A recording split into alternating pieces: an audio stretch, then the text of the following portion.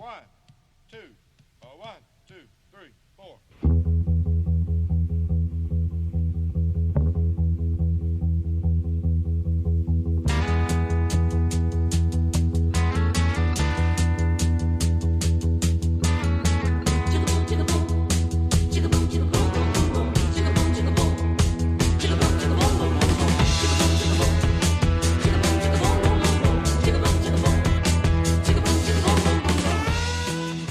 E estamos de volta com o BBcast, o seu podcast de automobilismo e outras nerds. No episódio de hoje vamos falar sobre o filme Ford vs Ferrari. E aqui comigo está a Débora Santos Almeida. Olá, amigos! Sejam bem-vindos ao mais este podcast. Escolham vocês o lado americano ou o lado italiano dessa história. Exatamente. Eu sou o Rubens GP Neto, o host de vocês. E hoje, como dito, vamos falar sobre o filme Ford vs Ferrari, que no dia 13 de novembro, nós, a convite da Fox, comparecemos na pré-estreia. Aguardamos aí um pouquinho esse, como poderia dizer, esse período aí de agitação do GP do Brasil, etapa da Stock Car. E o hype também, muita gente assistir, porque a gente quer que o pessoal ouça, né, o BBcast sem tomar spoilers. Apesar que essa questão de spoilers, depois eu vou comentar um pouquinho mais à frente, é discutível nesse caso. Mas, de qualquer forma, a gente quis dar aí um tempinho pessoal. Então aqui já fica o nosso agradecimento ao pessoal da Fox, que nos proporcionou a comparecer lá na pré-estreia, cheio, né, de jornalistas, renomados jornalistas aí do meio automobilístico. E também, desde já, né, agradecer aos nossos apoiadores aí, que muitos foram assistir, conversaram com a gente, gostaram do filme lá no GP do Brasil, na arquibancada lá do setor A. A gente conversou com o outro que também assistiu o filme, vimos que o filme realmente atingiu o público aí de uma forma que a gente não aguardava ser dessa forma, né? E o legal disso também é que quando você entra nesses sites que fazem a crítica de cinema desse filme, vários deram a nota de 4, então entre de 0 a 5, 4 é uma nota muito alta para um filme, e considerando que muitos desses sites às vezes não têm tanto conhecimento pelo automobilismo, mas se cativaram pela história do filme, relataram vários pontos que foram bem interessantes por parte dessa história. Então é um filme marcante, sim, e a gente vai tratar um pouquinho dele aqui pra vocês. Bom, e como eu disse, nossos apoiadores que estão sempre aí auxiliando o Boletim do Paddock e o BBcast. O Boletim do Paddock, por meio da campanha do financiamento coletivo e contínuo, consegue se manter aí, os servidores, equipamento. Agora, se der tudo certo no final de ano, nós vamos ter novas aquisições, então vai auxiliar e melhorar a qualidade das gravações e também de outros meios de divulgação do nosso trabalho. E o nosso agradecimento aos nossos apoiadores, que são eles: Ricardo Bannerman, Maia Barbosa, Eliezer Teixeira, Luiz Félix, Arthur Felipe, Rafael Celone, Will Mesquita, Anthony Santos, Rogério Froner, Helena Lisboa, Carol Shelby, Cássio Machado, Carlos Del Valle, Bruno Vale, Eric Nemes, Bruno Shinozaki, Alberto Xavier, Will Bueno, Ricardo Silva, Ken Miles, Beto Correia, Fabrício Cavalcante, Arthur Apóstolo, Sérgio Milani, Henry Ford II, Melquiades Veloso, Micael Souza, Ezequiel Bale, Silney Messi e Enzo Ferrari. Fica aqui o meu agradecimento a todos os nossos apoiadores, até aqueles que fizeram a sua contribuição do além. Vocês são extremamente importantes para o crescimento e desenvolvimento do Boletim do Paddock. E para vocês que estão escutando o programa, não deixem de conferir a nossa campanha de financiamento contínuo e coletivo lá na plataforma Apoie-se, onde vocês podem auxiliar ainda mais com o crescimento do boletim. Além disso, reforço que, se possível, compartilhe este programa nas suas redes sociais para também auxiliar no crescimento do boletim, porque assim outras pessoas também podem conhecer o nosso trabalho. O intuito é crescermos com os nossos ouvintes, com nossos leitores e amigos que aí há mais de 5, 6 anos aí que o boletim vem tendo essa crescimento boa, está compartilhando aí com a gente todo esse trabalho e conhecimento. Bom, agora vamos ao filme. Se fosse um concurso de beleza, nós perderíamos. Aparência não é tudo. O título do filme fala Ford vs Ferrari, mas só que assim, hoje a gente já conhece a Ford como participante de automobilismo, participando da Le Mans, com a Ford GT, a Ferrari nem discute sobre isso, mas eu acho que seria interessante, né, Débora, a gente só dar uma contextualizada de como era a Ferrari, como era a Ford antes do início da participação das duas em Le Mans, e também como era o cenário delas dentro do mercado mundial de automóveis, fabricantes.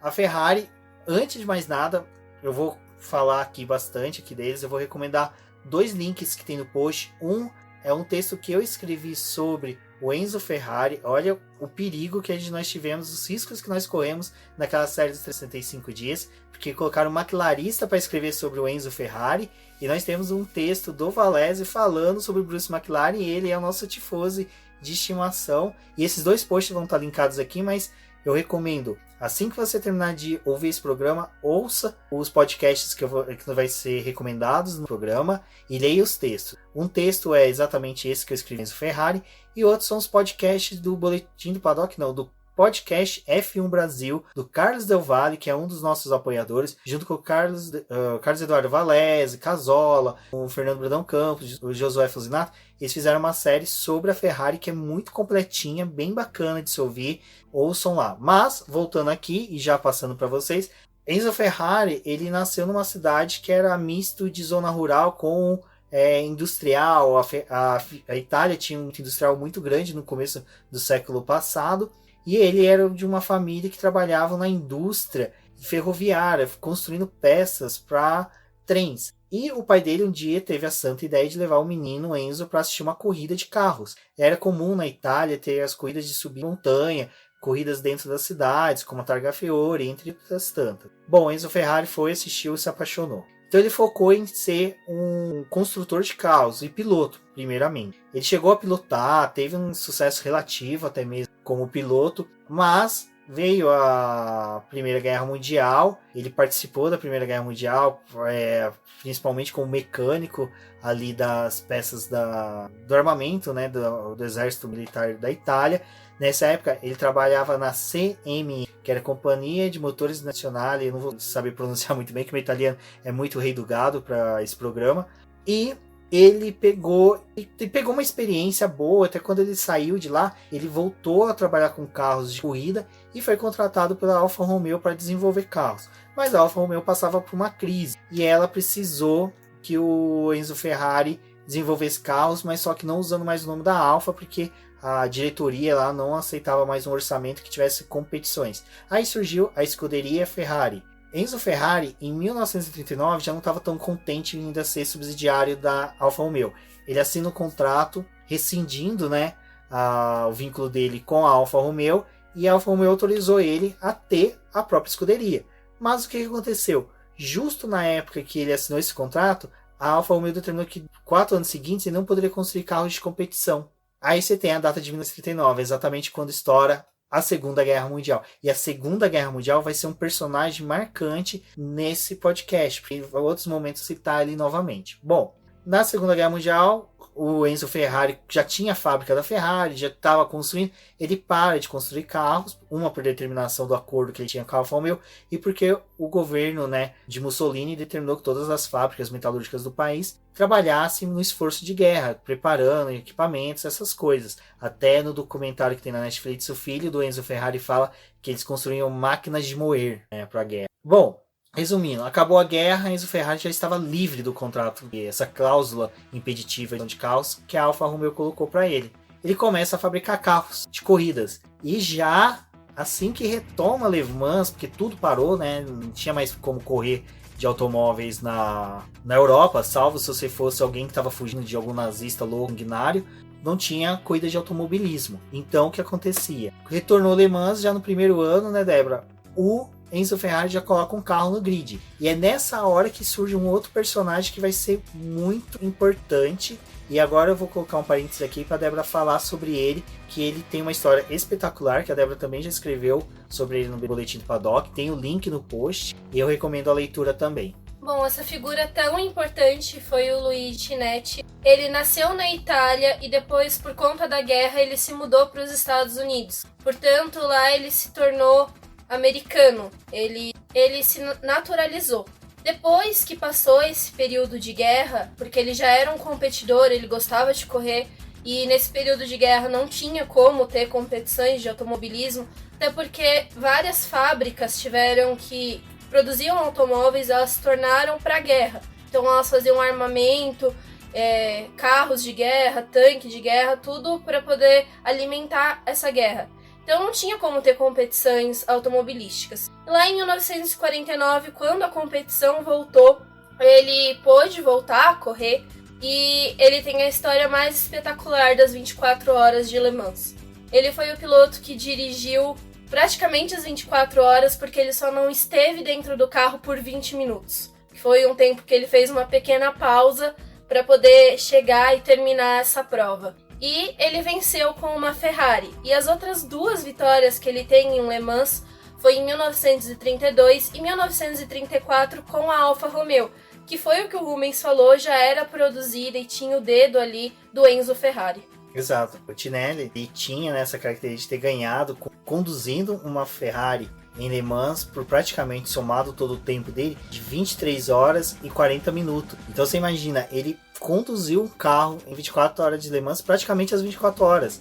É um recorde absoluto. E é interessante que... Não, e o mais interessante disso é que o carro tinha problema e à medida que ele foi fazendo a corrida, ele foi vendo que ele tinha problema de câmbio. E para ele poder conseguir terminar essa prova, ele teve que aprender a lidar com o carro para poder cruzar a linha de chegada na primeira posição, né? Então, e ele se torna um personagem importante porque agora, depois que a Débora falar um pouquinho sobre a Ford, nós voltamos a comentar sobre um pouco do início do que é Ferrari e Ford no mundo. Bom, a história da Ford, da Henry Ford Company, começou em 3 de novembro de 1901. Lá ele começou a produzir os carros e, na verdade, era uma produção muito pequena, algo bem artesanal.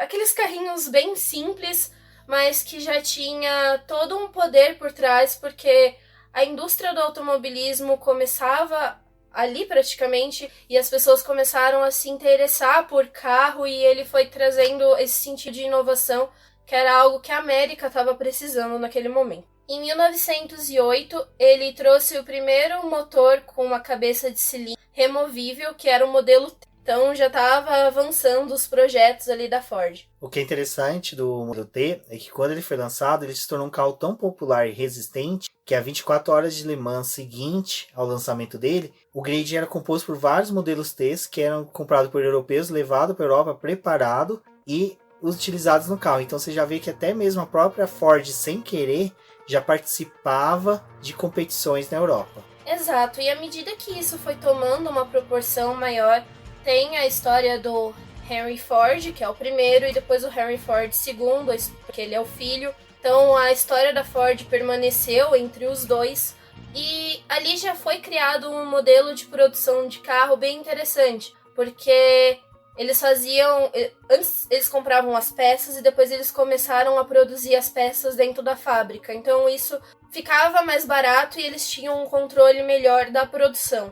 E também eles formaram aquele modelo de linha de construção em vertical. Então passava por o outro colocava peça e era todo um conjunto de pessoas para poder formar um carro. Uma das coisas bem interessantes também ali da Ford foi que em 1932 eles apresentaram o primeiro motor V8 de baixo. Além disso, a Ford ela foi conhecida realmente por ser um carro feito para família. Então, várias propagandas que tinha da Ford naquela época era mostrando que você tinha conforto como se você estivesse na sala da sua casa. Era um carro familiar, para bastante pessoas, não era aqueles carros de 2 pessoas, um casal, não.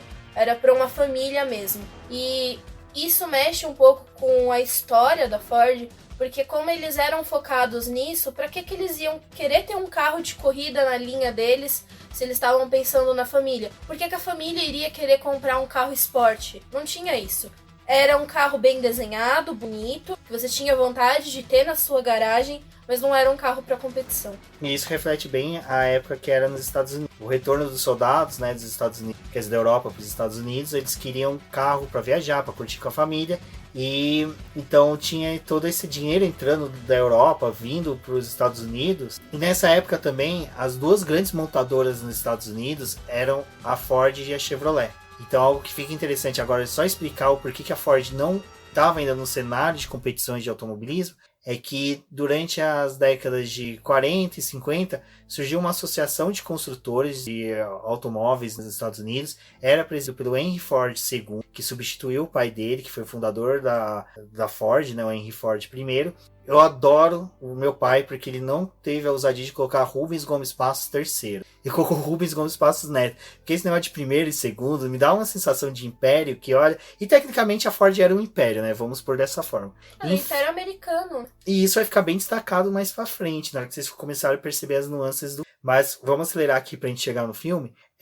A Ford tinha essa associação, né? E lá eles ficaram combinados, precisamos focar na construção de carros e ninguém vai participar de construção de carros e nem de competição de automobilismo. Perfeito, tudo bem? Mas nessa hora eles não perceberam que o representante da Chevrolet estava pegando café e não ouviu isso. E a Chevrolet, a GMC no caso, construiu e desenvolveu o famoso Corvette. Desculpa o gaguejado no famoso, é porque Corvette é um carro que eu gosto bastante. E ele desenvolveram o Corvette. Era escancarado que a GMC estava fazendo aquilo, todos sabiam, mas ninguém falava nada. Era tipo corrupção no Brasil, tá todo mundo vendo, a maioria não fala nada. Então, o que acontece? A Ford começa a falar, os caras estão fazendo isso, mas eu vou ser legal com o acordo, não vou fazer. A Ford começa a perder participações nas vendas nos Estados Unidos. A Chevrolet ultrapassa mais de 50% da cota de fatia, né, de automóveis nos Estados Unidos. E por ano a Ford começou a perder quase 15% dessa cota. Então em menos de 3 anos ela ia ser quase extinta. Em Ford II, junta toda a fábrica, lá até vai ser caracterizado isso, é onde começa o filme, em que ele pega e fala, olha, quem não me der uma ideia vai ser demitido. Ele praticamente falou assim, parem as máquinas, vamos ter uma ideia. Um dia eu quero ter o BP gigante com várias máquinas de impressoras matriciais para gritar, parem as máquinas. Mas ele faz isso. E é aí que começa o filme. O filme começa justamente com Henry Ford dando essa ordem, com toda a Ford, ali a organização Ford organizada. Ele chega na fábrica, manda parar as máquinas e fala, olha, parem as máquinas, enquanto que um funcionário não me trouxer uma ideia que possa tirar a Ford do buraco, ninguém trabalha. Então vocês vão embora para casa, vão pensando e me voltam com essa ideia. Porque senão essa fábrica nem vai ter mais como continuar. Exatamente, então as despesas, então a situação do Henry Ford era periclitante. Porque era uma coisa que estava dando lucro e depois começou a não ser tão rentável assim para eles. E o que é que estava mudando ali no mercado naquele momento? Que foi justamente os filhos desses soldados de guerra que tinham nascido, cresceram e estavam tendo seus primeiros carros. E o que essas pessoas queriam ali naquele momento? Era exatamente o carro esportivo, o carro que estava vencendo, porque o automóvel ali em si, naquele momento, ele parou de ser só uma máquina para poder te levar de um lado para o outro. Ele era um status. Então, os carros que estavam ali em competições, vencendo e se mostrando, eram os carros atrativos. Até mesmo, eles poderiam não ser os mais belos, como algumas pessoas falam, mas ainda assim, era a potência dele, o motor dele, tudo aquilo ali acabava chamando a atenção desses filhos da guerra. E entrando nessa questão que a Débora falou, a Ford, ela não via uma coisa que a Ferrari viu com o Ghinetti, que era o piloto lá que venceu 24 horas de Le Mans. O que ele fez? Ele montou uma concessionária nos Estados Unidos e começou a trazer os carros da Ferrari para os Estados Unidos. Foi a primeira fábrica fora... Fábrica não, a primeira concessionária fora da Itália que tinha na América. E tudo isso foi um resultado por ele ter competido nas 24 horas de Le Mans e ter vencido com eles. Exato, porque o que acontecia? Apesar de todo mundo ver a Ferrari como fabricante de carros caros, modernos, até naquela época já eram essas características, o Enzo Ferrari não era um homem rico, nem a Ferrari era uma montadora rica, ela passava por necessidades. Cada lira que Enzo Ferrari ganhava, ele investia na fábrica dele. Então o que aconteceu? Com o Ghinetti fazendo sucesso nas pistas na Europa e tendo a loja dele nos Estados Unidos, era quando surgiu aquela frase que até mesmo hoje é uma grande crítica à Renault e foi uma grande crítica à Honda. Olha, ganhe-se corrida no domingo para se vender carro na segunda. E aí a Ford viu que a Chevrolet estava fazendo isso com o Corvette, a Ferrari estava fazendo isso, apesar de elas ainda estarem distantes, então ela quis entrar nesse mercado. E quem lançou essa ideia foi o Leon Lacoca, que ele estava entre esses funcionários e ele levou essa ideia pro Henry Ford de, olha, nós temos que entrar no automobilismo. E a primeira ideia deles ali, ainda não sabiam se iam conceber um carro, o que eles iam fazer, mas a Ford, ela tinha muito dinheiro na época. ainda que ela estivesse perdendo ali na questão de venda, era um investimento que tinha muito, muito dinheiro para poder fazer o que eles bem quisessem. E a brilhante ideia foi, bom, já que a Ferrari tá tendo problema lá na Itália, a gente vai tentar comprar a Ferrari. Exato. E como surgiu essa ideia de comprar a Ferrari? Isso, assim, gente, vocês vão ver que a gente vai mesclar um pouco de filme com o que é a história real, porque o filme conta bastante coisa, mas a gente vai entrar no filme em si. O que vale a pena ressaltar aqui é que o filme mesmo, ele conta mais a história pelo lado da Ford. O que a Ford fez, o que ela passou para poder construir o carro dela e bater a Ferrari depois. E o que a gente fez antes de gravar esse podcast foi assistir um documentário que tem na Netflix que conta a história dos dois. E aí sim eles mostram também o lado da Ferrari e por que a história aconteceu da forma que o filme resolveu abordar. Exatamente. Então houve uma pesquisa bem abundante. Por isso que a gente tem que contar bastante coisa para vocês entenderem que na hora que vocês assistiram o filme, para quem não assistiu, quem já assistiu, vai ter aqueles estados e falar, putz, isso foi sensacional que aconteceu. Como a Débora disse, a Ford quis ir até a Ferrari. Mas o que aconteceu pro Ford querer ir para a Ferrari? A Ferrari ganhou as corridas de Daytona, 24 horas de Daytona, que até hoje faz parte da tríplice coroa do todo de longa duração, das provas de longa duração, do Enduro. Né? E tanto que vocês vê, o Fernando Alonso, quando foi para Daytona, foi aquele auê. Sebring, a gente teve uma disputa aí sensacional esse ano também. Felipe Nasser teve um bom desempenho lá. Então, assim, são duas provas que geram um destaque muito grande no mundo do automóvel. E quando o Henry Ford viu, ele falou, a gente tem que comprar esses carros vermelhos, eu quero comprar esse aqui vermelho. E aí, agora a gente vai entrar de vez no filme, que é quando o Lee Iacocca fala, olha, compra a Ferrari tá ruim das pernas, certo? Naquela crise que teve ali de momento, sou todo poderoso da Ford e precisamos resolver uma coisa, o Lee Iacocca cantou essa bola, de que, olha, precisamos comprar a Ferrari, porque a Ferrari tá ruim das pernas, ela precisa de investimento. E nesse primeiro momento eles tinham aquela coisa, a gente não precisa produzir o carro se o carro já tá lá pronto. A gente só vai pegar o projeto pra gente colocar o nosso nome. Bom, e aí que começa já o primeiro conflito entre Ford e Ferrari. Henry Ford aceita a proposta do Lee Iacocca de comprar a Ferrari. Porque era interessante, né, pra eles também. Não precisa desenvolver, não precisa ter gasto com infraestrutura. Nisso, no filme mostra, né, toda uma comissão da Ferrari recebendo a Ford, chegando a Ford nos carros pretos, todos de terninho e gravata bonitinho. A Ferrari toda artesanal, porque era o Enzo Ferrari, a secretária dele fazia a parte de tradução e mais uma pessoa ali com ele, não era que nem a Ford que chegou com todo o arsenal deles para poder fazer essa negociação. Padrão americano de negociações. Quiseram mostrar que eles tinham muitos executivos, mas e pouca que criatividade. Eles tinham poder aquisitivo também, né? Mostrar que tinha muita gente, às vezes, no comando, era também tentar mostrar esse domínio que a Ford tinha, né? E nessa cena já de chegada tem uma coisa que é interessante, que tem um fotógrafo. Esse fotógrafo, você dá mínima pra ele. Mas esse fotógrafo se mostrou ser essencial mais à frente. Por quê?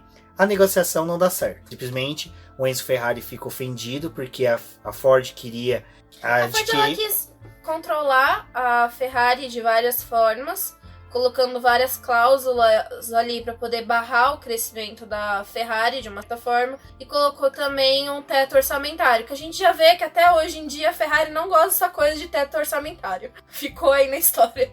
Mas, de qualquer forma, o que pegou ali também foi a questão do domínio da Ford, querer decidir quando e como a Ferrari ia competir nas provas de longa duração. E não só nas longas durações, era de todas as séries. Isso incluía na Fórmula 1, e se lembrando que nessa época a Ferrari já tinha em torno de 4 títulos na Fórmula 1. Ela já era uma grande... Quem conhece a história da Ferrari na Fórmula 1, nessa época ela também já ditava algumas regras lá, como já vimos no passado. Bom, esse fotógrafo simplesmente sai correndo com as fotos informando que a Ford tá ali, e o Enzo Ferrari vai ao mesmo tempo negociando com a Fiat e com a Ford, até que ele faz com que o acordo não seja fechado com a Ford, vende para a Fiat, para a família Agnelli, e nesse momento é que a Ford fica pé da vida, porque além do Enzo Ferrari não concordar, não fechar o contrato... Era os cachorros, né, ali, tudo Não, já... eram os cachorros querendo o osso,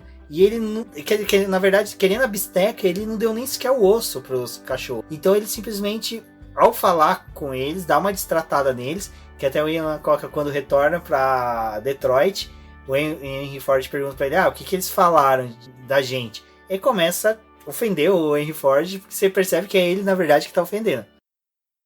E é isso, pessoal. A Ferrari vence as 24 horas de Le Mans pelo 5º ano consecutivo. Sr. Ford, Ferrari tem um recado para o senhor. O que ele disse? Ele disse que a Ford faz carrinhos feios em fábricas feias. E ele chamou o senhor de gordo. Nós vamos acabar com a Ferrari em Le Mans. Nesse momento, o Henry Ford coloca eles na parede e fala: eu quero vencer Le Mans. Me encontre uma pessoa que já possa fazer isso. E aí que surge Carroll Shelby. Ford foi buscar ele pra ver os projetos que tinha e ver se ele tinha como dar um jeito ali na Ford pra conseguir fazer um carro bom. O Shelby, ele já tinha corrido, só que por conta de um problema de saúde e no coração ele não podia mais correr. Então ele tomava muito remédio para poder se controlar e abaixar a adrenalina. Exato. E o principal do Carroll Shelby era o seguinte: ele foi um piloto, excelente piloto, ele começou a pilotar desde adolescente, passou pela Fórmula 1, passou por NASCAR, pilotou inúmeros carros, mas ele conduziu o Aston Martin em 1959 à vitória em Le Mans. E ele ganhou da Ferrari em Le Mans. Então ele já tinha isso no currículo. E um ano antes, em 65, salvo engano, em 64, ele venceu na categoria GTs contra a Ferrari com um carro produzido por ele mesmo, que era o Daytona Continental. E com esse carro, o Henry Ford, junto com a Ford, falou: ele tem o gabarito, ele sabe como vencer a Ferrari. É um cara que tem todo esse sangue na veia, ele tem impulso de piloto, de competidor. Vá atrás dele. E até no filme é o Matt Damon que interpreta ele, e olha... É um baita de um ator, não, né? E até agora a gente não mencionou, mas todos os atores, o que interpretou Enzo Ferrari, Henry Ford II, o Lagoca, foram formidáveis, sem respaldo, mas só que quando começa a chegar no trio parada dura, nos top, que é o Carroll Shelby, o Ken Miles, gente... é outro nível de interpretação. Você simplesmente sai estupefato do cinema porque é muito bom. Voltando, o Matt Damon, no caso o Carroll Shelby, recebe lá a Coca, mas só que ele começa a tentar, tipo assim, não aceitar porque ele viu que era um trabalho duro. Mas por que ele não começa a não aceitar? No filme, ele coloca mais ou menos porque, tipo, é algo difícil, vencer a Ferrari, tal. Carroll Shelby? Talvez. Lee Iacocca, Ford Motor. Imagine que o Henry Ford II quisesse construir o melhor carro que o mundo já viu para vencer as 24 horas de Le Mans. O que precisaria? Uma coisa que o dinheiro não compra. Dinheiro compra velocidade. Não se trata de velocidade. Precisa de um piloto ao volante do seu carro. E tem que ser Ken Miles. Eu não confio nele.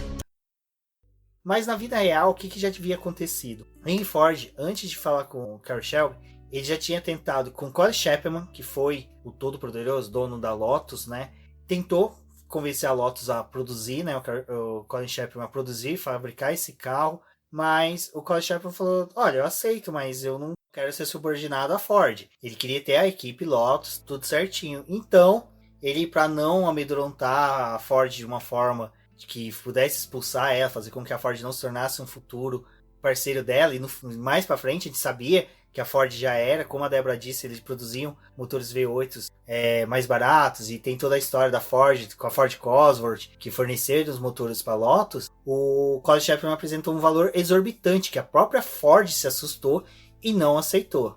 Não era o chega pra lá que a Ferrari tinha dado neles, então foi uma forma de ainda assim incentivar para que eles continuassem em busca desse projeto. Exatamente. E aí, o Henry Ford foi atrás de uma outra fabricante britânica, que era a Lola, que chegou a fabricar até por um bom tempo carros de Fórmula 1, e chegou, entregou, falou assim: olha, eu quero que vocês fabriquem, seja a nossa equipe na Le Mans. O dono da Lola falou: olha, eu não quero, mas eu tenho aqui um carro que é o Lola GT, pode comprar. E ele vendeu o projeto. E esse Lola GT, se vocês olharem a fotografia, vai ter a foto no post, vocês podem verificar que é o próprio Ford GT, mas só que o Ford GT depois vai ter uma melhoração, vai ter uma melhora aerodinâmica muito boa. Resumindo, quando o Carroll Shelby tá ali conversando com o Laycock coloca os termos de dinheiro, pagamento, que daí o Carroll Shelby tava numa situação difícil, né, financeiramente, porque ele tinha uma fabriquinha. Era uma oficina formada por um bando de cowboys que gostavam de mexer com carros. Então, nesse momento, ele viu a oportunidade dele. Mas ele falou, olha, ele dá a entender que ele queria montar a equipe dele com o pessoal de confiança dele, mas a todo momento ele fala, Le Mans você não ganha só com carro rápido, com todo o dinheiro, você tem que ter o piloto certo. E aí é na hora que nós somos apresentados ao Ken Miles. Ele tinha o piloto certo, o Ken Miles já era amigo dele há muito tempo, mas infelizmente ele era aquele piloto esquentado. E o Ken Miles, ele correu com um Porsche por um tempo, e a Porsche começou a ficar assim, né, com o pé atrás por ele, porque além dele estar com o carro da Porsche, ele mexia no carro e ele montou o carro do jeito que ele bem queria. Então, como ele sabia ajustar o carro, ele foi moldando aquele protótipo que ele tinha ali com ele da forma que ele queria.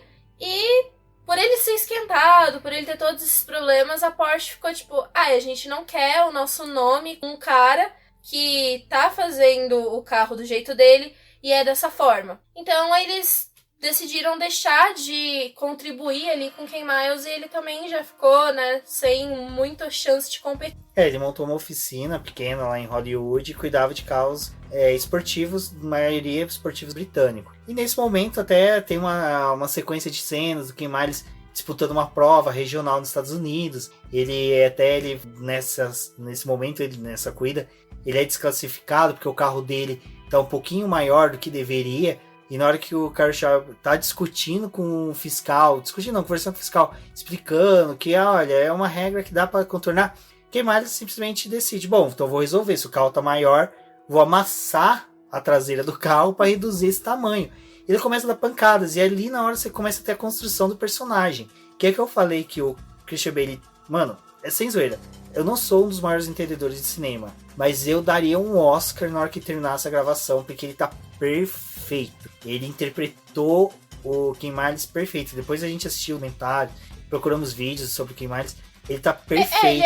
Ele tá o capial norte-americano que era o Ken Miles. E fora isso, bem descrito com o que o pessoal falava da personalidade dele. Que era um cara com uma personalidade forte, não aceitava desaforo, as coisas eram feitas do jeito dele, mas era porque ele tinha muito conhecimento de carro, ele tinha aquilo que a gente fala que é essencial nos pilotos, o ajuste fino, que era isso que ele sabia fazer com os carros. Ele sabia exatamente o que o carro precisava, a dosagem certa de aceleração, e durante o filme ele vai mostrando isso de uma forma tão natural, que é uma hora que ele tá conversando com o filho dele, é uma hora que ele tá escutando uma corrida pelo rádio, ele fala... Que ele tá explicando pro cara que deixou o carro lá, estragou o carro, ele fala, óbvio, você tá querendo dirigir que nem domingueiro, você tem um carro esportivo, tipo, você tem que acelerar o carro, quer acelerar. Então, e tem essa questão de que ele tá conduzindo o carro, ele tá antecipando o que o outro piloto vai fazer, é uma das cenas mais bacanas, em que ele tá... Na corrida ele não é o primeiro colocado, porque na largada ele toma uma fechada. Então ele, para buscar o primeiro colocado, ele começa a antecipar o que o primeiro colocado está fazendo. Ele consegue acertar o que o cara faz e exigir dos motores dos seus adversários. Eu não sou a melhor pessoa sobre isso. Eu peço que o Valese provavelmente vai ouvir esse podcast. Ele é um jogador de poker nato, ele e o Eduardo Martins.